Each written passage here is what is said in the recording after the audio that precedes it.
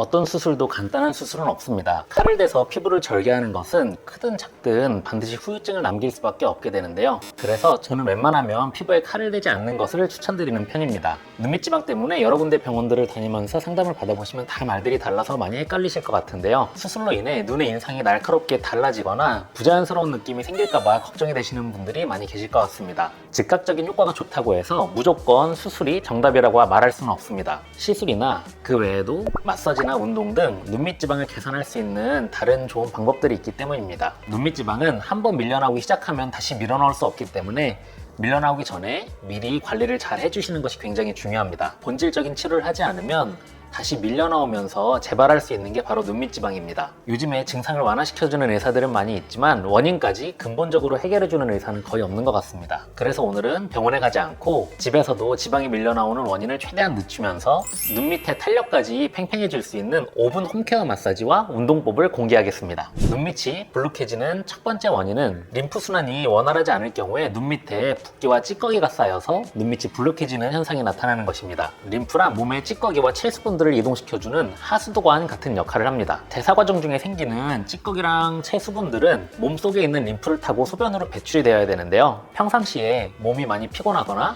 몸에 좋지 않은 음식들을 많이 섭취하게 되면 림프순환이 좋지 않아져서 이런 찌꺼기들이 잘 배출이 되지 못해 염증도 잘 생기고 체수분들도 같이 배출이 되지 않아서 붓기도 쉽게 생기게 됩니다. 하수구가 막혀있으면 썩듯이 림프도 막혀있으면 찌꺼기와 체수분들이 배출이 되지 않고 염증과 붓기를 유발하기 때문에 림프순환을 잘 시켜주는 것이 중요합니다. 우선 우리 림프순환이 대부분 이렇게 코 위를 따라서 눈 밑을 통해서 귀 앞쪽을 통해서 이렇게 빠져나가는 게 림프순환의 방향이기 때문에 피부 장벽 기능을 튼튼하게 만들어줄 수 있는 보습제를 조금 여유있게 사용해 주시면 좋고요.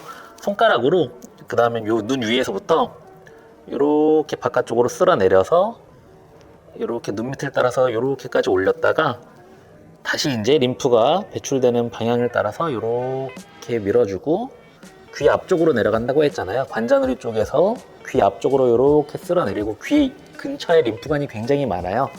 그래서 이렇게 두 손가락으로 귀 앞과 뒤를 부드럽게 눌러주면서 지압을 하고 목 옆에 지나가는 이 굵은 근육 앞쪽으로 이렇게 부드럽게 밀어주시는 것을 한 3-4번 반복하시면 됩니다. 눈밑지방에 돌출되는 두 번째 원인으로는 안구를 밑에서 받쳐주는 쿠션 역할을 하는 눈밑지방이라는 구조물이 있는데요. 이 눈밑지방의 앞쪽에 있는 구조물들이 약해지기 시작하면 눈밑지방 자체는 웨지 모양으로 생겨 있기 때문에 점점 앞으로 돌출이 될 수밖에 없습니다. 이렇게 눈둘레 근육의 긴장도가 높으면 눈밑이 굉장히 팽팽해지면서 이미 밀려나와 있던 눈밑지방도 거의 깨끗해지는 모습들을 볼 수 있는데 평상시에 우리가 미소를 짓지 않고 무표정하게 이렇게 무표정하게 지내다 보면 눈둘레 근육의 긴장도가 시간이 지날수록 점점 약해지게 되고 이로 인해서 눈밑지방이 앞으로 밀려나오는 현상이 나타나게 되는 것입니다.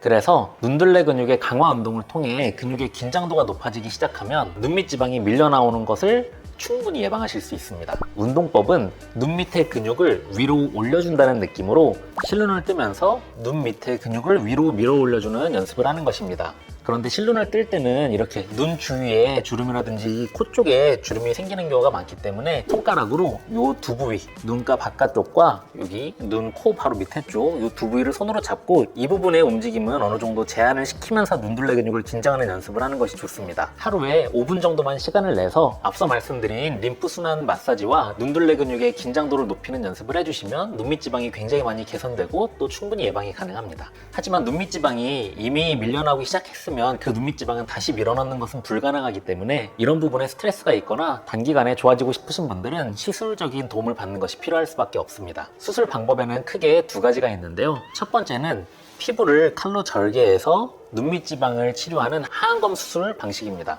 하안검의 장점은 늘어진 피부를 잘라내서 위로 당겨 올리기 때문에 눈 밑에 탄력이 떨어져 있는 분도 눈밑이 바로 깨끗해질 수 있다는 장점이 있습니다. 다만 이렇게 피부에 칼을 대는 순간 눈둘레 근육까지 같이 손상이 되기 때문에 흉터가 남거나 애교살이 사라지거나 좀 눈매가 날카로워지는, 인상이 날카로워지는 현상이 나타날 가능성이 있어서 이런 단점이 있다고 생각을 해주시면 될 것 같습니다. 두 번째는 결막을 통해서 눈밑지방을 재배치하는 방식입니다.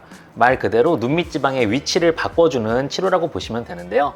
이 치료의 장점은 이 불룩한 지방을 잘게 쪼개서 우리 이렇게 꺼져 보이는 부분으로 위치를 바꿔서 꼬매주기 때문에 눈밑이 바로 깨끗해지는 장점이 있습니다. 흉터가 남거나 눈매나 인상이 바뀔 가능성도 굉장히 적다라는 장점이 있습니다. 반대로 이 치료는 눈밑 지방 자체를 근본적으로 해결해 놓는 게 아니라 위치만 바꿔놓기 때문에 이 피부의 탄력이 떨어지거나 눈둘레 근육의 긴장도가 떨어지는 거에 따라서 추후에 재발할 수 있는 가능성이 상당히 있고요. 위에 두 가지 치료는 즉각적으로는 만족도가 높을 수 있지만 장기적으로 봤을 때는 눈매나 인상이 바뀌거나 또는 눈밑 지방이 재발할 가능성이 있다라고 보시면 됩니다. 그래서 저는 이런 두 가지 치료를 권장드리지는 않고 있고요. 저희 병원에도 위에 말씀드린 두 가지 방식으로 다른 곳에서 치료를 했다가 재발해서 찾아오시는 분들이 생각보다 많이 계십니다. 그래서 저는 위에 두 가지 방식과는 다른 조금 더 근본적인 방식으로 눈밑 지방을 치료하자라는 생각을 가지고 재발할 가능성이 있는 부분까지는 눈밑 지방을 제거한 이후에 차근차근 구조를 복원하면서 원인들을 해결해 나가는 방식으로 눈밑에 치료를 해드리고 있습니다. 여담이지만 시술 후에 붓기나 멍도 거의 나타나지 않습니다. 노파심에서 말씀드리지만 눈밑 지방 재배치나 하안검 수술이 무조건 좋지 않다라고 말씀드리는 것이 아닙니다. 다만 많이 알려진 치료 방법 외에도 고려할 수 있는 더 다양한 방법들을 소개해드려서 본인에게 맞는 시술을 선택하는데